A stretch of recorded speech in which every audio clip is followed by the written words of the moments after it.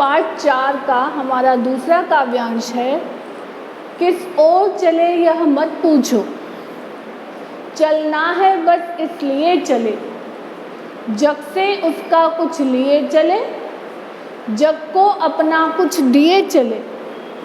दो बात कही दो बात सुनी, कुछ हंसे फिर कुछ रोए, छक कर सुख दुख के घूंटों को हम एक भाव से पिए चले। ठीक है, तो ये आपकी कविता थी दीवानों की हस्ती, और इसका हम पहला काव्यांश पढ़ चुके थे। ये दूसरा काव्यांश है, किस ओर चले यह मत पूछो। जो देश के दीवाने हैं, जो देशभक्त हैं, जो अपने देश के लिए लड़ना चाहते हैं, वो बोल रहे हैं कि किस ओर चले यह मत पूछो। हम किस ओर जा रहे हैं, हम किस तरीके से अपने देश की सेवा करना चाहते हैं, हमने कौन सा रास्ता चुना है, यह हमसे कोई भी मत पूछो कि हम किस रास्ते पे चल के हमारे देश के लिए काम करना चाहते हैं, देशभक्ति के लिए हमने कौन सा रास्ता चुना है, ये मत पूछो। चलना है बस इसलिए चले, हमें अपने पथ पे, अपने रास्ते पे आगे बढ़ना है, और आगे बढ़ना ही हमारा उद्देश्य है, इसलिए हम चल रहे हैं। जग से उसका कुछ लिए चले, ये जो जग है, जो संसार है, उससे हमने कुछ लिया है और जग को अपना कुछ दिए चले, और जग को कुछ हमने दिया है, कुछ तो हमने दे दिया है। इसका मतलब क्या है, हमने हमारा सर्वस्व दान कर दिया है देश के लिए, हमने अपना सब कुछ त्याग दिया है देश के लिए, और हमने कुछ तो देश को दिया है और कुछ देश से लिया है। दो बात कही दो बात सुनी, किसी की हमने कुछ बातें सुनी हैं, किसी से हमने कुछ बातें कही हैं, कुछ हंसे फिर कुछ रोए, और कुछ हमने खुशी मनाई है, कुछ हमने दुख भी सहा है। तो ऐसे दोनों तरह की परिस्थितियाँ देशभक्तों के रास्ते में आती हैं।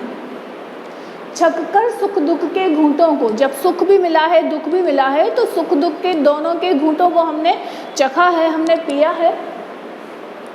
हम एक भाव से पिए चले, हम सुख दुख दोनों को बराबर देखते हैं, न हम दुख में बहुत ज़्यादा दुखी होते हैं, न हम सुख में बहुत ज़्यादा खुश हो जाते हैं, हम उसको बराबर लेते हैं। अगर जीवन में सुख है तो दुख भी आएगा, दुख है तो फिर एक दिन सुख भी आएगा, ऐसा हम भाव लेकर कि सुख और दुख एक ही भाव से हमको सहना है, हम एक भाव से पिए चले। जो देशभक्त होते हैं उनको सुख और दुख की कोई अनुभूति नहीं होती, अगर दुख है तो भी वो आगे बढ़ते हैं और सुख है तो भी वो आगे बढ़ते हैं, चाहे उन्हें ही पता हो या ना हो कि हमें लक्ष्य मिलेगा नहीं मिलेगा, क्या होगा आगे, ऐसा बिना सोचे वो अपने पथ की ओर बढ़ते रहते हैं। ये आपका दूसरा इसका काव्यांश है।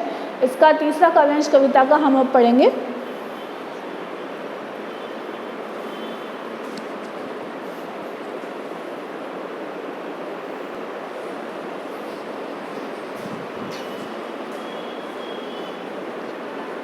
इसका आखिरी काव्यांश हम पढ़ेंगे इस कविता का।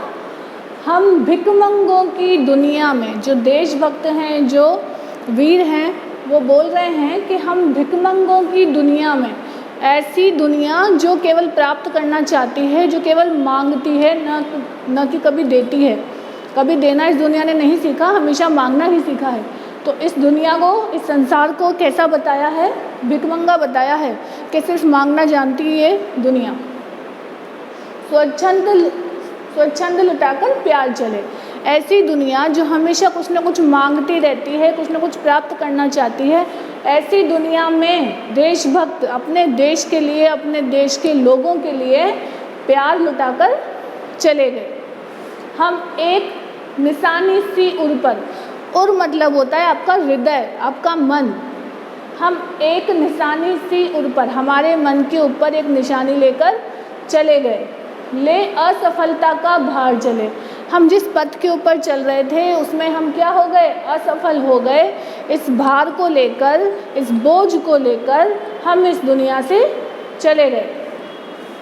अब अपना और पराया क्या, जब हम जा रहे हैं, हमने अपने देश के लिए अपना सर्वस्व न्योछावर कर दिया, तो फिर अपना और पराया तो कुछ है ही नहीं, ना कुछ मेरा है ना कुछ तुम्हारा है, सब कुछ क्या है, देश का है, सब कुछ देश के लिए है। तो अपना और पराया कुछ भी नहीं है। आबाद रहे रुकने वाले, हम तो इस दुनिया से जा रहे हैं, हम तो अपना प्रयत्न करके हमारे देश से जा रहे हैं, विदा ले रहे हैं, लेकिन यहाँ पर जो लोग बच गए हैं, जो लोग रुक गए हैं यहाँ पर, वो कैसे रहें? आबाद रहें, खुश रहें, उनको किसी भी चीज़ की कमी ना हो। मेरे देश में रहने वाले लोग हमेशा आबाद रहें। हम स्वयं बंधे थे और स्वयं ये जो बंदिश थी, ये जो बंधन था, वो हमने स्वयं स्वीकार किया था। हम स्वयं इसको लिए हुए थे कि हमें अपने देश के लिए कुछ करना है और हम उसके लिए बलिदान होकर जा रहे हैं। ये हमारा अपना फैसला था, हमारी अपनी इच्छा थी। हम अपने बंधन तोड़ चले और अब जो है हम देश से, इस पूरे संसार से इन सारे बंधनों को तोड़कर जा रहे हैं। और यहाँ पर जो लोग हैं, जो देश में लोग रह गए हैं, वो लोग कैसे रहें? आबाद रहें। और ये जो कविता है ये किसके लिए है?